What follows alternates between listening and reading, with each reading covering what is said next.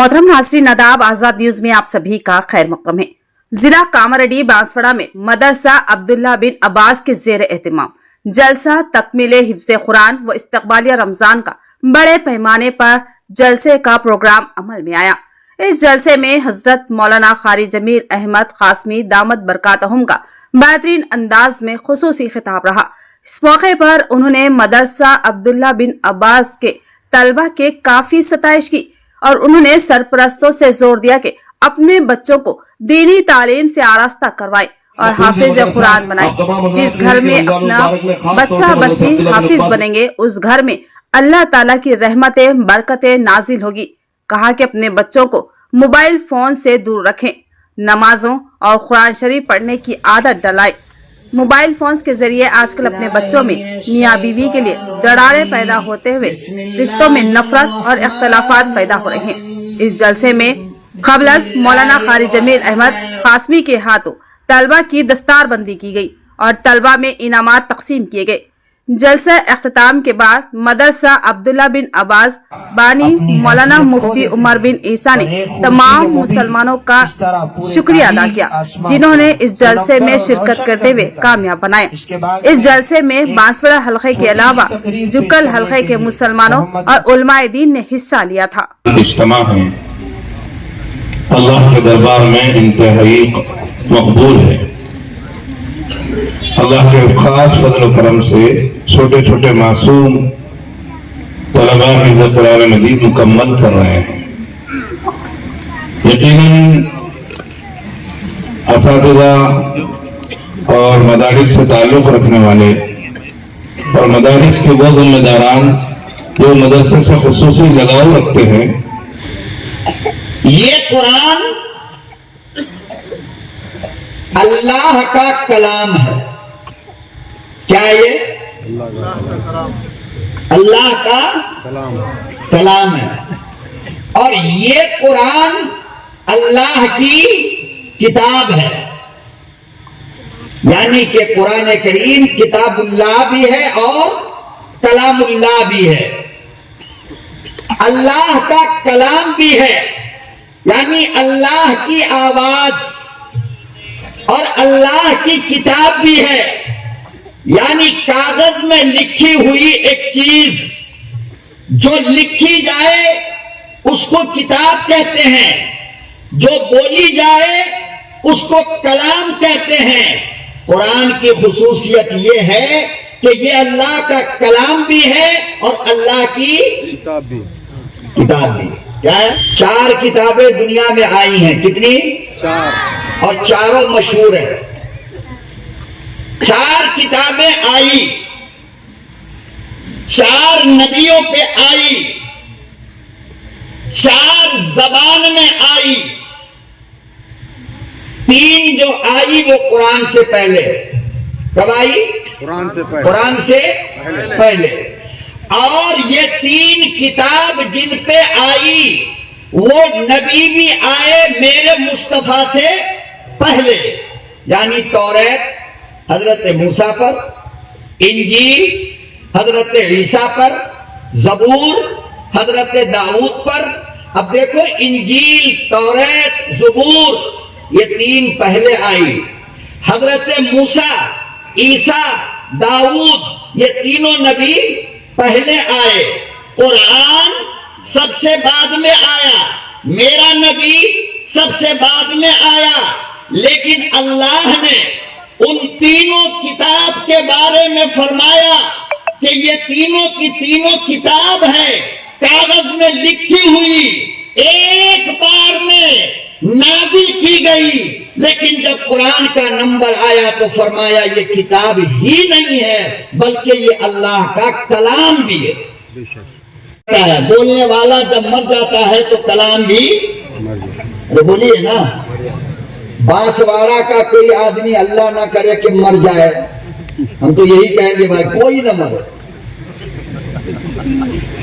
आदम अलैहिस्सलाम की उम्र अल्लाह आप सबको अता फरमा दे ताकि कुछ दिन और बेईमानी कीजिए, कुछ दिन और झूठ बोलिए, कुछ दिन और ज़िना कीजिए, कुछ दिन और नमाज छोड़िए, कुछ दिन और बदतमीजी कीजिए, کچھ دن اور امام صاحب کو ستائیے۔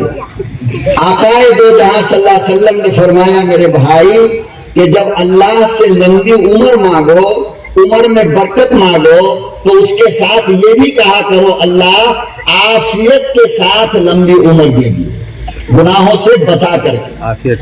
اگر آئندہ بھی ہماری قسمت میں گناہ ہے تو ابھی موت دے دے، لیکن عمر اگر بڑی دے تو اس کے ساتھ نیکی کی توفیق بھی ہمیں عطا فرما۔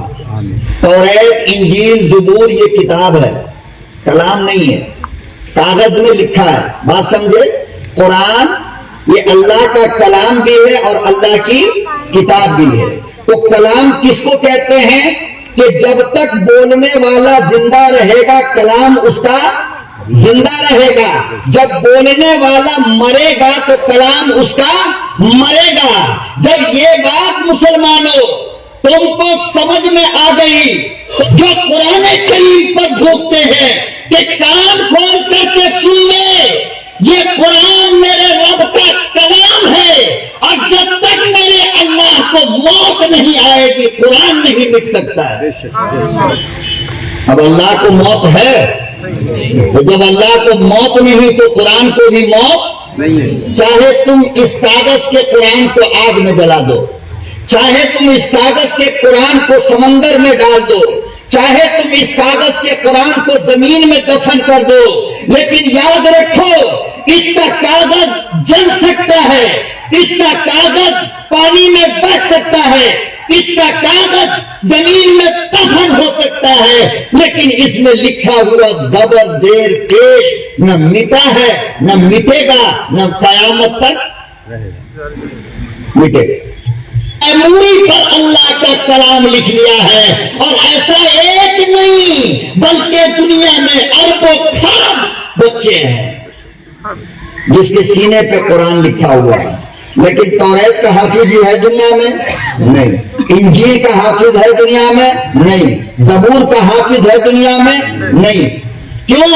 اس لیے کہ توریت، انجیل، زبور کی حفاظت کی ذمہ داری اللہ نے نہیں لیا، قرآن کی حفاظت کی ذمہ داری لیا ہے۔ لہذا کبھی ایسا بھی ہوتا ہے کہ بچہ دنیا میں آیا تو ماں کے پیٹ سے قرآن کا حافظ بن کر آیا، لیکن ویسا بچہ پیدا کرنے کے لیے فاطمہ جیسی امی کا ہونا ضروری ہے۔ کیسی؟ یار اتنا خاموش سنتے ہو آپ لوگ۔ فاطمہ جیسی امی ہوگی تو حسین جیسا بیٹا آئے گا۔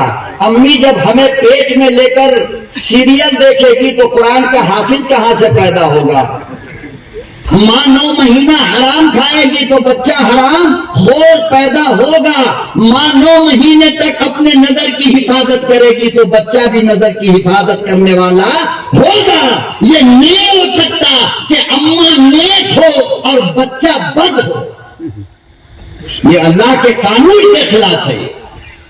تو اب تو قرآن کریم کی تلاوت اور عبادت کا ذوق مردوں میں سے تو ختم ہو ہی گیا، عورتوں میں سے بھی ختم ہوتا جا رہا ہے۔ اب ہماری بچیوں کو آئی فون دیا جاتا ہے جہیز میں، یہ علامت اس بات کی ہے کہ بچی 420 ہے۔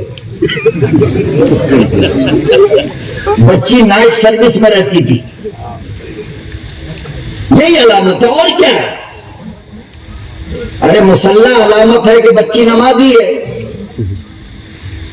کیا علامت ہے؟ یہی ہے نا۔ اور جہیز میں شراب کی بوتل دینا کیا بتا رہی ہے؟ کہ بچہ شرابی ہے یا بچی شرابی ہے۔ جب باپ قرآن کریم جہیز میں دیتا، جب بچیاں اپنے ہاتھ سے اللہ کا قرآن لکھ کر کے لاتی تو علامت یہ ہوتی تھی کہ بچی قرآن کریم پڑھنا جانتی ہے۔ اب تم قرآن نہیں دیتے بلکہ آدھا کلو سونا کا زیور دیتے ہو، یہ علامت اس بات کی ہوتی ہے کہ بچی دولت کی پجاری ہے، بچی سونا کی عبادت کرنے والی ہے۔ کتنا گندا ماحول ہمارا ہو گیا میرے بھائی، ذرا غور کیا کرو۔ اور اندھا نہ باپ دیکھتا ہے نہ ماں دیکھتی ہے، اور یہ گدھا باپ کیا دیکھے گا؟ کر گھر آیا تو ہونا یہ تھا کہ بچے سے کھیلتا، بیوی سے باتیں کرتا، ایک کونے میں چلا جائے گا، موبائل لے کر کے بیٹھا رہے گا جیسے کہ اس کی پہلی بیوی یہی ہے، بیوی بلا رہی ہے، ناتی نواسا پوتا پوتی بھاگ بھاگ کر کے جا رہا ہے، نانا آیا دادا آیا، نانا آیا دادا آیا، اور یہ اتنا مشغول ہے ٹک ٹاک دیکھنے میں، ریل دیکھنے میں، یوں جھٹکا مارا نواسا کو دور جا کر کے گرا. ہائے ہائے ہائے. بیوی اگر آ کر کے سراہنے کھڑی ہو گئی، اجی سن رہے ہو؟ اچھا رک جا 5 منٹ کے بعد سنیں گے، موبائل کے اندر بزی ہے. پھر بیچاری پریشان ہو کر اجی ایک بات تو سن لو، بولا نا 10 منٹ کے بعد بات کرنا.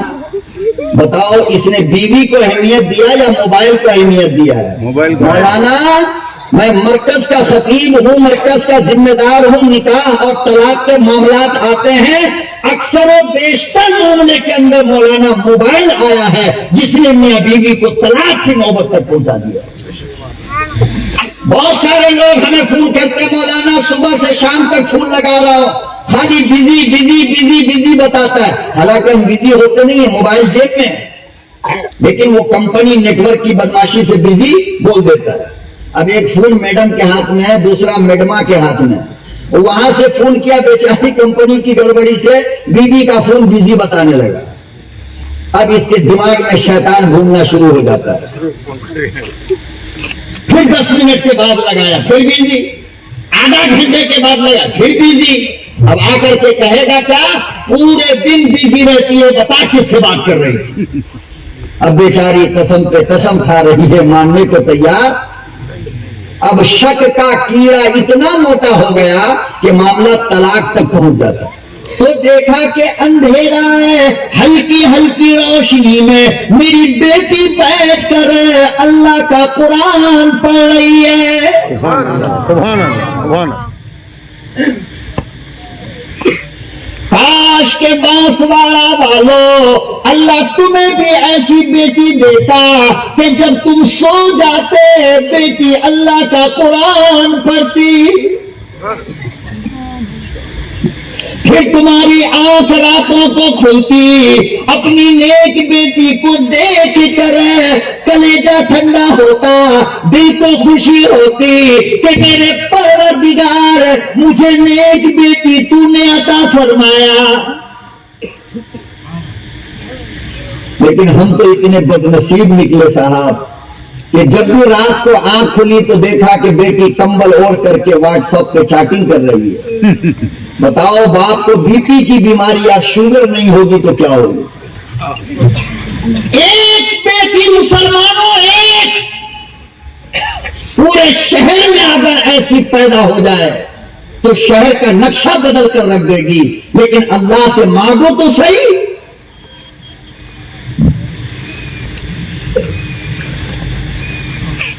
اور مجھے تو میرے بھائیوں صحیح بتاؤں، مجھے تو تعجب ہوتا ہے کہ ایک مسلمان کی بیوی، ایک مسلمان کی بیٹی، ایک مسلمان کی بہو بغیر اللہ کا قرآن پڑھے کچن میں جاتی کیسے؟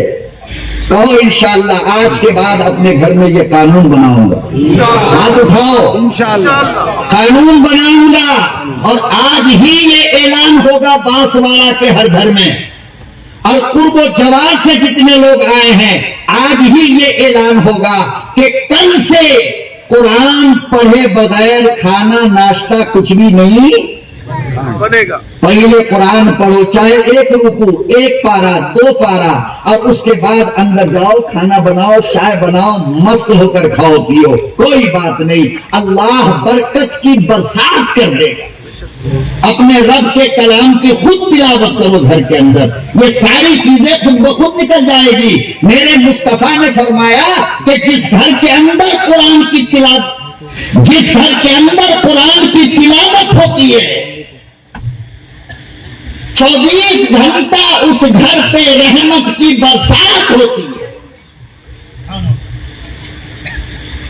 تو جس گھر پہ رحمت کی برسات ہو، مجال ہے کہ شیطان بھوت جنات آئے گا وہاں نہیں آتا. ایک مزاج بنا دو میرے بھائی. میں تمہارا ہاتھ جوڑ کر ریکویسٹ کرتا ہوں، میں اپنی ماں بہن بیٹیوں سے بھی بھیک مانگتا ہوں کہ اپنے گھر کو اسلام کا مرکز بناؤ. قرآن کریم کی صدائیں پہلے زمانے میں اللہ کی قسم مرد حضرات جب مسجد سے نماز پڑھ کر کے نکلتے تھے تو مسلمان کے گھروں سے شہد کی مکھیوں کی آواز کی طرح خواتین کے قرآن کی آواز آتی تھی. ارے بے غیرت اور بے شرم مسلمانوں، مجھے اتنا بتاؤ کہ تمہاری بیٹی جب قرآن کریم کے سینے سے لگی ہے تو بتاؤ تو صحیح، یہ بستر اور یہ انسان تمہاری بیٹی کے لیے بابرکت ہے یا وہ انسان جو اربوں روپیہ کماتا ہے تیری ماں بہن کی صبح شام گالیاں دیتا ہے؟ کہ اس سے چھوٹی عمر کے بچے آپ کو مکتب میں تو ملے گا نورانی قاعدہ پڑھنے والا، مگر حفظ پڑھنے والا بچہ کہیں نہیں ملے گا. مولانا عمر کی خصوصیت ہے کہ یہ امی کے گود سے بچے کو چھین کر لے آتے ہیں دودھ پیتے ہوئے کو. آؤ بیٹا عبداللہ ابن عباس میں دودھ بھی پلاؤں گا اور پڑھاؤں گا بھی. اب دیکھو 7 سال میں 16 پارے کا حافظ ہو گیا، بابا 8 سال کا ہوگا تو قرآن مکمل. بتاؤ یہ ہندوستان کا ریکارڈ ہوگا یا نہیں ہوگا؟ بس آپ لوگ ساتھ دو. بات سمجھے؟ آپ لوگ مدرسے کا اور مدرسہ والوں کا اور طلبہ کا ساتھ دو، اللہ تعالیٰ آپ کی ضروریات کو ضرور پوری کرے گا. یہ چھوٹی چھوٹی زبانیں، توتلی زبانیں، دودھ کے دانت اور رب کا قرآن. اور بابا وہ قرآن جس کے بارے میں خود قرآن کہتا ہے کہ اگر اس پہاڑ پہ اس کو نازل کرتا تو اس کا جگر پھٹ جاتا، ٹکڑے ٹکڑے ہو جاتا. لیکن اس معصوم سے بچے نے، چھوٹے سے دل کے بچے نے قرآن کو یہاں پہ محفوظ کر لیا. یہ صرف انسان کا کمال ہے.